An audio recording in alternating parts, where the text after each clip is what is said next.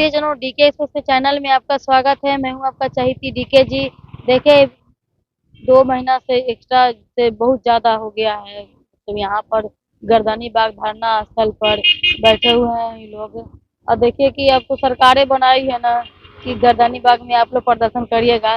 खाली बना देती है, वही अगर डकबंगला पे चल जाए, वही कार्यालय में जा करके इतना लोग में तो तुरंत मतलब कि इंटरनेशनल न्यूज़ हो जाएगा और संज्ञान ले लिया जाएगा। लेकिन यहाँ पर देखा जाता है कि कोई संज्ञान लेने वाला नहीं है, कोई आता जाता नहीं है। न पक्ष वाले आते हैं, न विपक्ष वाले आते हैं। समझ में नहीं आता है कि इन लोगों को इस तरह से ठीक है, 2 महीने से धरना प्रदर्शन पे ठीक है, लेकिन कोई उनके पास कोई भी तो कोई नेता जैसा होगा उनके बिहाफ में या किसी को यहाँ पर हाल चाल लेने की पूछने की उनको जरूरत थी कि नहीं थी। आखिर भाई बताइए सर, सरकार से यही कहते हैं कि ये आप ही लोग के जनता है ना, बाहर से तो अफ्रीकन ऑस्ट्रेलियन तो नहीं आया है ना, ये बिहार के वासी हैं, आपके जनता है भाई। सबकी जनता से रूबरू करना चाहिए कि क्या दिक्कत है, क्या अथी है। बच्चा लोग का पढ़ाई डिस्टर्ब कर करके अब आप लोग यहाँ पर धरना पड़ा है। कुछ भी बात अगर होता है तो इन लोग कन्विंस करेंगे ना, समझाएंगे ना, बताएंगे ना। तो इस तरीके से अच्छा बर्ताव नहीं होता है। आ जाइए मैडम, हाँ बोलिए। आइए ना। 21 नवंबर से लेकर अभी तक हम हड़ताल पर हम सभी लोग बैठे हुए हैं और सरकार का कोई भी पक्ष या विपक्ष कोई हमारी तरफ ध्यान नहीं दे रहा है। और हम सभी के पास जा चुके, सभी कार्यालयों में जा चुके हैं, लेकिन किसी के सबकी तरफ से बस आश्वासन ही मिलता है, पर अभी तक हमारे लिए कुछ किया नहीं गया है।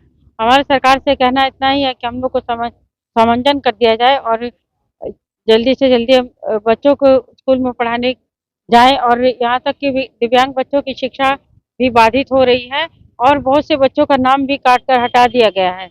बहुत से बच्चों को कोई सुविधा जो स्काउट अलाउंस वगैरह दिलवाते थे उसकी भी शिकायत गार्जियन लोग कर रहे हैं। और यहाँ से जब तक सरकार सुनेगी नहीं तब तक हम यहाँ से जाएंगे नहीं। चलिए आप हम लोग तो आज 61वां दिन हो गया हड़ताल का और अभी तक सरकार कोई सुनवाई नहीं कर रही। हम लोग तो दर दर भटक रहे हैं। भटकते भटकते अब शक्ति भी अब काम नहीं कर रही है। अब हम लोग आत्मबल भी थोड़ा डगमगाने लगा है और डिप्रेशन में होते जा रहे हैं। हम लोग पारिवारिक कलह शुरू हो गया है।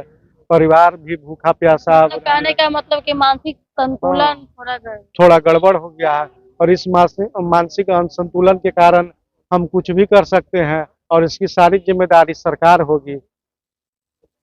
चलिए आप कुछ क्या, आपका क्या ओपिनियन सरकार के प्रति, आपके जो सरकार है। अब सरकार की आइए ना अंदर मैडम। सरकार के प्रति तो यही है कि सरकार बिल्कुल हम लोग को अवहेलना कर रही है, ध्यान नहीं दे रही है। इतना दिन हो गया है, 2 महीना हो गया है, अब तो तीसरा महीना शुरू हो गया, उसके बावजूद भी वो ध्यान नहीं दे रही है। लेकिन हाँ, प्रयास जारी है, लोग से मिल रहे हैं। आगे भी प्रयास देखते हैं क्या होता है, लेकिन हम लोग अपने मांग पर बने रहेंगे और अगर किसी भी तरह का और कड़ा कदम उठाना होगा तो वो हम लोग उठाएंगे। कड़ा कदम किस जैसा, मतलब कि मतलब करते करते आप भी बहुत बहुत मतलब कह रहे हैं कि एकदम निराश हो गए हैं। अब क्या करें, कुछ समझ में नहीं आ रहा है। सारा दरवाजा हम लोग खटखटा चुके हैं 2 महीने से मैडम, कुछ हो नहीं रहा है। अब हम लोग देखिए उग्र रूप धारण करेंगे। परेशान तो बहुत हो गए हैं। सरकार की तरफ से केवल आश्वासन मिल रहा है, आश्वासन खाएं या चाटें क्या करें, कोई ठीक ठाक जवाब नहीं मिल रहा है। ना कोई सरकार का नुमाइंदा यहाँ आया है, ना कुछ आया। हम लोग बच्चों की पढ़ाई जो है हम लोगों की वजह से, हड़ताल की वजह से सारा डिस्टर्ब है। उधर से बच्चों के पेरेंट्स का फोन आता है, हम लोग बोलते हैं केवल एक जबान, हम लोग हड़ताल पे हैं। ना स्कार्ट दे पाए, ना रीडर दे पाए हैं, ना ट्रांसपोर्ट दे पाए। कोई पैसा बच्चों का जो 55-56 हजार एक बच्चे को हम लोग देते थे उनके अकाउंट में एको पैसा नहीं गया है। सब पैसा सरकार का धरा है। हम लोगों के विभाग का पैसा पूरा सब काम ठप है। ना आरबीसी चला रहे हैं, कुछ नहीं। लेकिन ना उधर से कोई फोन आ रहा है, ना इधर से कोई फोन आ रहा है। आराम से हम लोग इधर पड़े हैं और हम लोगों की दयनीय स्थिति हो गई है। अब खाने को पैसा नहीं बचा है, घर से लाके कितना कितना खाएंगे भाई। बच्चे को भी फीस देनी है, अपना भी खर्चा है, कैसे काम चलेगा। 3-3, 4-4 हजार एक एक बच्चे का आप फीस लोग को है। लग रहा है जैसे जैसे इस तरीके से आप लोग हैं, इधर भी दिखाइएगा, इधर भी दिखाइएगा कि एकदम मोरल डाउन हो चुका है इन लोग का दोस्तों, कि इतना दिन हो गया है, इतना दिन से इतना मतलब कि डाउन माइंड डिस्टर्ब हो गया इन लोग का। लेकिन कम से कम एक आश्वासन देने की जरूरत थी कि कि आ करके एक बार हाल चाल तो पूछ लिया करते, क्या बात है, क्या आश्वासन तो मिल जाता, किस तरीके से आगे बढ़िए, चाहे कैसा क्या, कुछ तो मतलब कि उसका सोल्यूशन तो होना चाहिए ना। एक बार इस तरीके से नहीं आना, मुंह फेर देना, बताइए कहाँ से कहाँ, किस हद तक ये सही है, बताइए। श्रद्धेय मुख्यमंत्री जी, आपको पता है शासन प्रशासन एवं मीडिया के द्वारा आपको ज्ञात हो चुका है कि 21 नवंबर से दिव्यांग बच्चों के विशेष शिक्षक हड़ताल पर बैठे हुए हैं। ये जो मांग है, हमारी जो मांग है समायोजन की, ये हवा हवाई में नहीं है, बेसलेस नहीं है और ये आधार पर आधारित है, तथ्यहीन नहीं है। सुप्रीम कोर्ट का 100 पेज का निर्णय है, जजमेंट है, उसमें भी बेहतर स्थिति बनाने की बात कही गई है।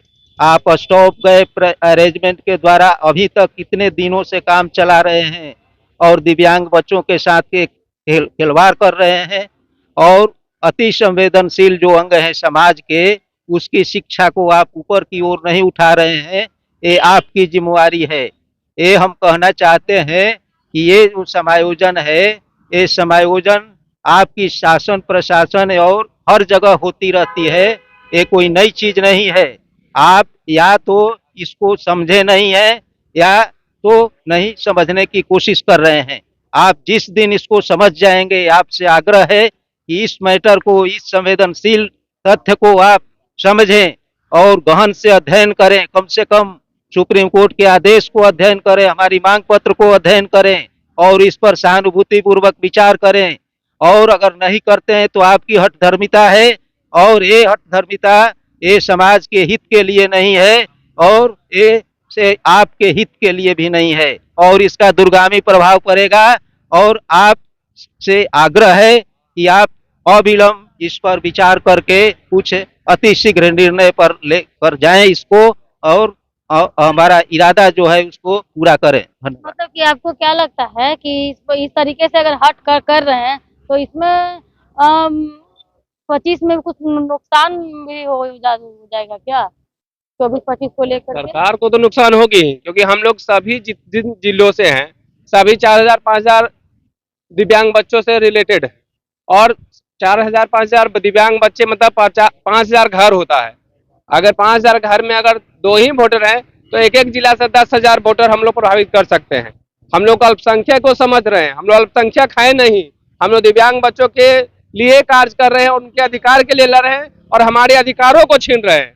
ऐसा नहीं हो सकता। स्वदेशी शिक्षा जिंदाबाद, हमारी जिंदाबाद जिंदाबाद, जिंदाबाद जिंदाबाद, जिंदाबाद